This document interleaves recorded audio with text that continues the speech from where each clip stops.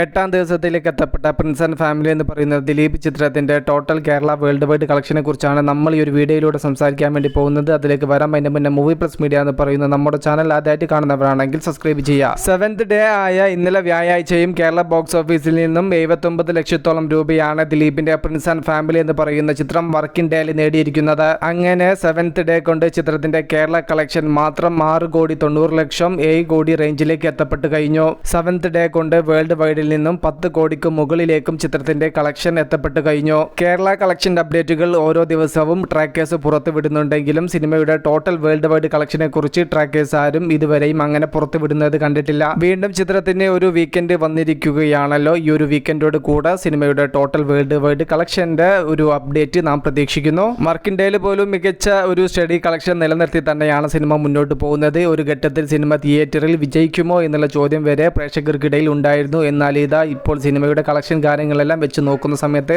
നല്ലൊരു long run Prince and family എന്ന് പറയുന്ന ചിത്രത്തിന് ലഭിക്കുമെന്നാണ് നാം മനസ്സിലാക്കുന്നത്. കേരള ബോക്സ് ഓഫീസിൽ നിന്നും ഒരു വമ്പൻ കളക്ഷൻ പ്രിൻസ് ആൻഡ് ഫാമിലി എന്ന് പറയുന്ന ചിത്രം നേടിയിട്ടില്ലെങ്കിലും മോശമല്ലാത്ത രീതിയിലുള്ള തരക്കേടില്ലാത്ത ഒരു ആവറേജ് കളക്ഷൻ എന്തായാലും പ്രിൻസ് ആൻഡ് ഫാമിലി എന്ന് പറയുന്ന ദിലീപ് ചിത്രം ഉറപ്പിച്ചിരിക്കുന്നു. കാത്തിരിക്കുക ചിത്രത്തിന്റെ കൂടുതൽ അപ്ഡേറ്റുകൾക്ക് വേണ്ടിയിട്ട്. മൂവി പ്ലസ് മീഡിയ, ഞാൻ ജിനു ജിനാസ്. പുതുസായിട്ട് ആരെങ്കിലും നമ്മുടെ ചാനൽ കാണുന്നവരുണ്ടെങ്കിൽ സബ്സ്ക്രൈബ് ചെയ്യുക, സപ്പോർട്ട് ചെയ്യുക. Okay, by.